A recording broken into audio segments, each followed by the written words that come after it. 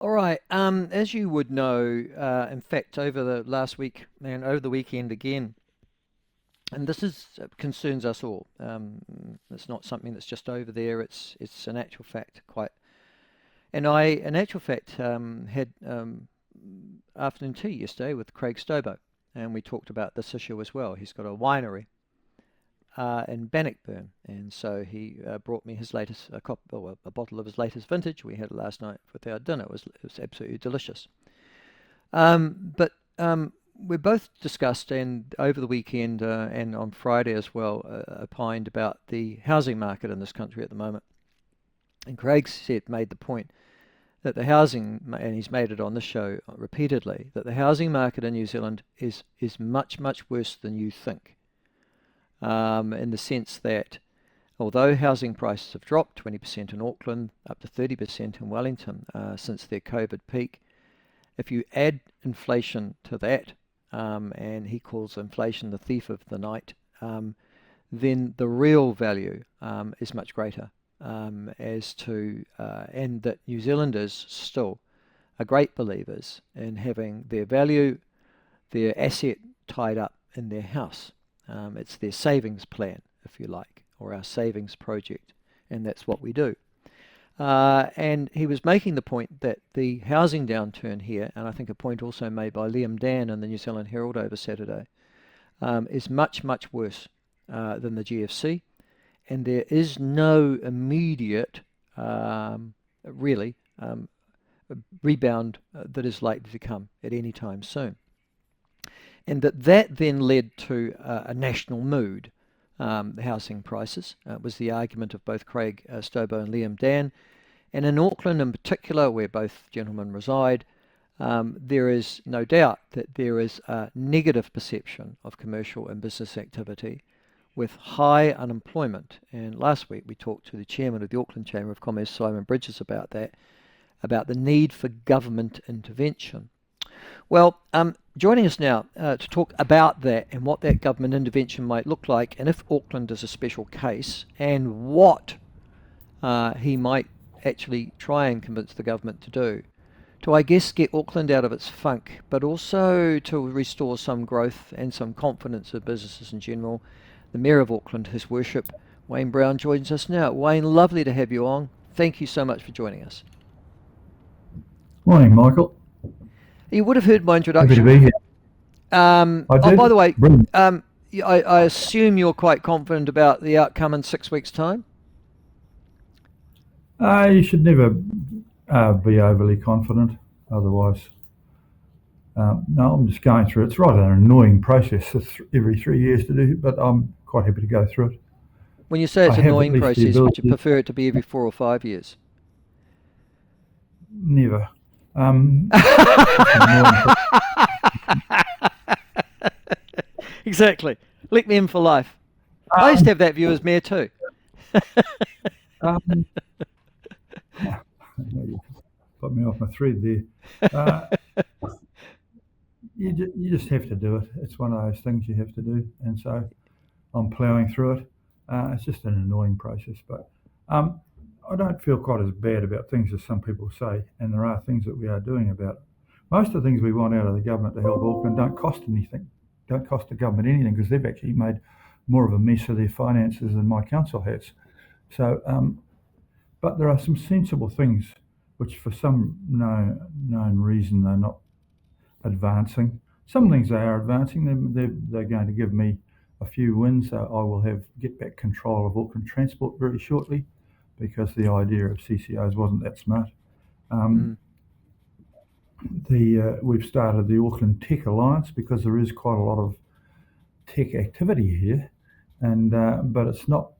There's no sort of leadership, so I thought, well, I'll step into that. I come from a business background, and it's business as in owning business, not as in working for businesses like corporate people. Um, and so I've stepped up the plate, and we formed a tech alliance. We've got a couple of roaring successes with Halter and Rocket Lab, but they kind of did it in spite of what was going on. There's a lot of young, smart people out there, so we're doing the best to make the most of that. That's quite useful. It's not costing the government anything.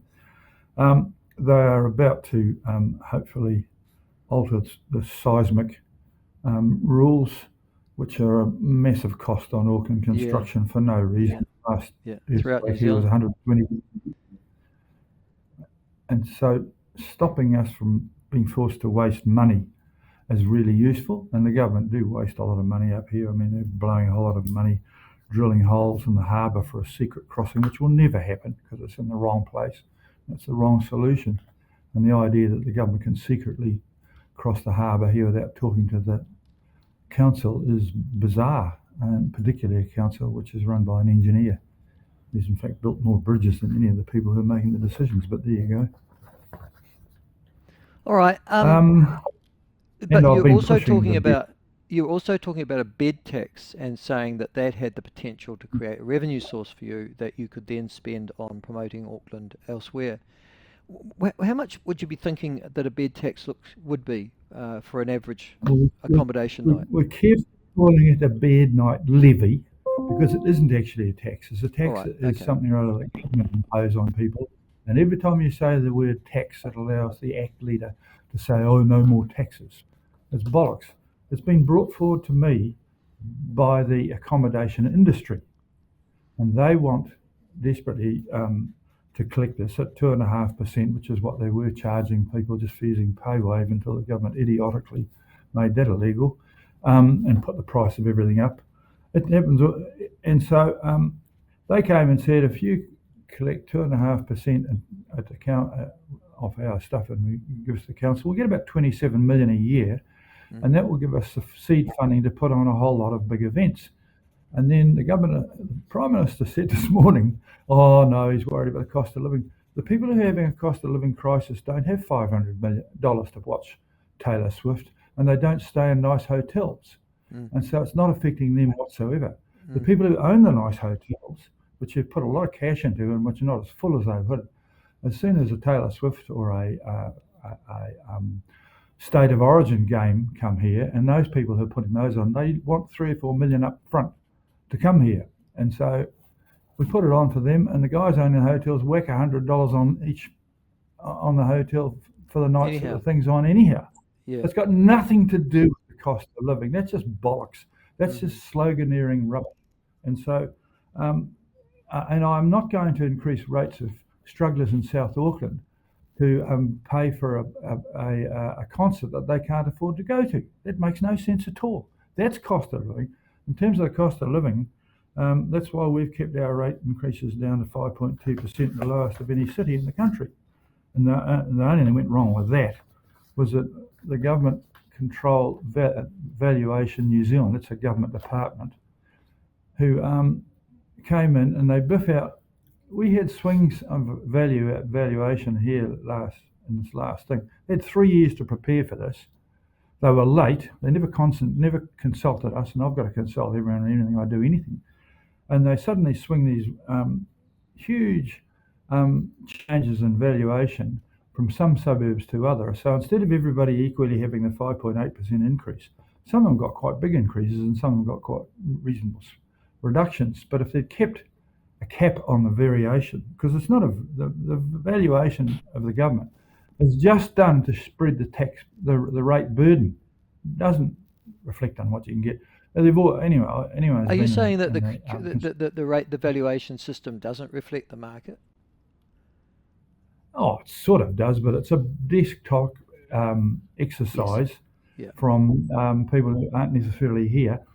And if you've been in the construction and building industry for as long as I've been, you know that it's a bit of a rough guide, but it's certainly not a guide of what individual No, but deals I mean, go if for. I just go to homes.co.nz or any one of those property sites and plug in my own house, or you do, Wayne, for yours, that generally reflects the cost of houses or the value of houses in your area, doesn't it? I guess they do something similar to that, do they? To a degree. But if you've got some suburbs which would knock down 30% and the ones next door that have gone up 5%, you suddenly have massive changes in everybody's rates. And then they moan and groan and say, where's your 5.8% increase? Yes, well, I'm just talking to a couple of people here who are paying 21%, who aren't all that happy. I guess they must be in that particular Across area. the district in Auckland, The average is 5.8%. But some people, and that's what we worked hard to keep it down. But as a result of these swings and roundabouts from the valuation, some people have got quite big, much bigger increases, and some people have got small ones. And that of 50% of them got an increase and 50% of them got a decrease, but they were quite all over the place. And when the market in Auckland's dropped 20%, which it probably has, if we just had an even 20% across everybody, we would have had them all out in a 5.8% increase. Yeah. And you'd be mad to go and buy something just on looking up the government valuation. You might look it up and think, but you'd go and talk to a local guy and you'd make some special arrangement of whether it's good or bad. And the difference between a good real estate agent and a bad real estate agent is 10%. So Yes, I suppose that's true too. Nonetheless, why is Auckland, do you think, I think Simon Bridges described it, and I don't imagine he's too far off it, when he says Auckland's in a bit of a funk, we need direct government intervention. I think the bed night levy was just part of that. Is there a particular reason Auckland? Is it to do with declining house prices?